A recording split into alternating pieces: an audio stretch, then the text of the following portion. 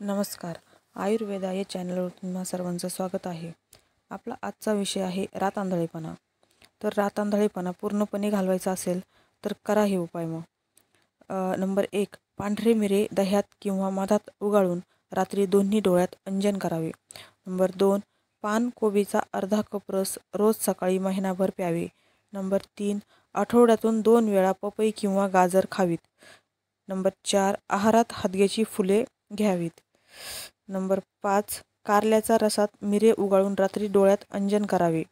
11 दिवस हा उपाय करावा. 6, चमचाभर काळे उडीद रात्री पाण्यात भिजत टाकावे.